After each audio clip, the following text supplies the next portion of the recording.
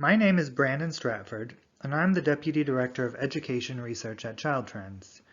My goal in this presentation is for you to walk away with the realization that students will learn more and be more likely to engage in sexual health services when they feel safe and supported. If you already agree with that sentiment, then I hope you'll also walk away with some language you can use to make sure your colleagues understand that safe and supportive environments are the glue that holds it all together when it comes to promoting adolescent health in schools. To start off, I want to acknowledge that safe and supportive environments can mean lots of things to lots of people. This is especially true when you bring folks together from different sectors. I'll be focusing on school connectedness, parental monitoring and communication, and LGBTQ inclusivity today. These are fairly big buckets, but I also understand that you might think of other things that make sense for your state. But for now, we'll dig a little deeper into each of these, starting with answering the question of why these are important. At a basic level, school connectedness has been linked to lots of positive outcomes for youth, from academic performance to engaging in less risky behavior. This is the place where things like trauma-informed practices, social and emotional learning, multi-tiered systems of support like PBIS, and school-based behavioral and mental health services come into play. I don't have time to get into all the research now, but there is a lot. So if you're curious about something specific, please reach out to your technical advisor and they'll make sure you get the research you need. As many of you know, lots of folks hold to a mistaken assumption that teens listen to their peers more than their parents. While peers become more important at this age, parents still have a lot of influence over their teens. So making sure that schools are equipped to connect with parents is critical to helping create a safe and supportive environment for students. Again, please reach out to your technical advisor if you want to know more, because there's a lot of good research about the role of parents, but partnering with parents of middle and high school students can be challenging. LEAHP is here to help connect you to relevant research as you think about the priorities in your state. LGBTQ inclusivity covers a lot, and I will admittedly only be able to skim the surface today. However, your technical advisor can help you dig in more, and GLSEN, a leader in the field of making schools safe and supportive places for LGBTQ students, is a member of our advisory board.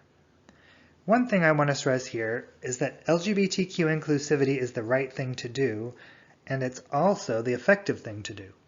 For example, there's research that suggests students attending schools with Genders and Sexuality Alliances, or GSAs, which are student clubs that address topics related to gender and sexuality, they report feeling safer and more supported.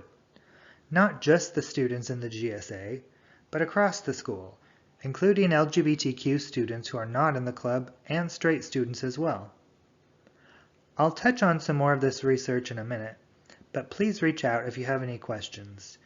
This can be a controversial topic in some communities, and we want to make sure that you have access to relevant research.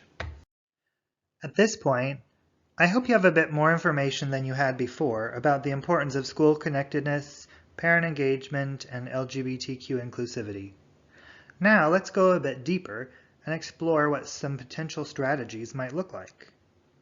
I want to stress that while there is research to back all of these strategies, it will be up to your team to identify the priorities that make sense for your state.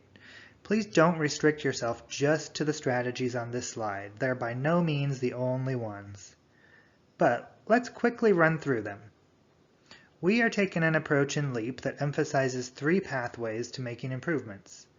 The first is building staff capacity, such as requiring or providing staff professional development on topics like meeting the needs of LGBTQ students or trauma-informed practices. If you're interested in trauma-informed practices, definitely reach out because there's a growing evidence base around that, but there's also a lot happening that is not evidence-based. For community and parent engagement, we have focused here on engaging parents more when it comes to sexual health education, as well as community partnerships that can help meet families' needs. The last column focuses on increasing student access to programs and services. and we've included GSAs and interventions to increase school connectedness here. On the next few slides, we'll take a look at what's happening in states across the country with respect to school connectedness, parent engagement, and LGBTQ inclusivity. This image comes from NASB's School Health State Policy Database, which is current as of the 2019-2020 school year and was updated in partnership with Child Trends and the University of Illinois at Chicago. Here, we're looking at a map depicting how states address multi-tiered positive behavior supports such as PBIS. You can see that most states address it, and nearly half of states require the use of multi-tiered positive behavior supports. If you go to the website, you can click on a state to see the exact language to describe how they address it.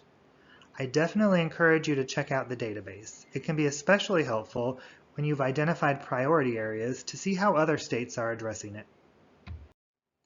This is another image from the NASB database.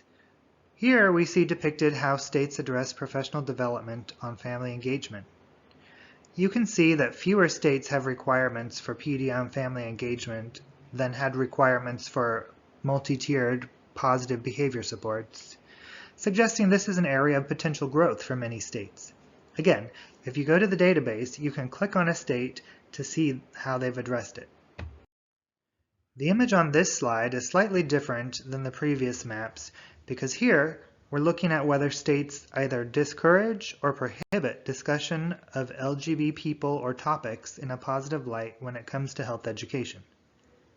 The states in light green with a circle prohibit such discussions, and the states with medium green and a triangle discourage but do not prohibit it. The rest of the states do not have any restrictions. You can see here that 6 states have some level of restriction on the discussion of LGBT topics in health education. Now, in order to drive home my message that safe and supportive environments are the glue that holds it all together, I want to focus on LGBTQ inclusivity in sexual health education.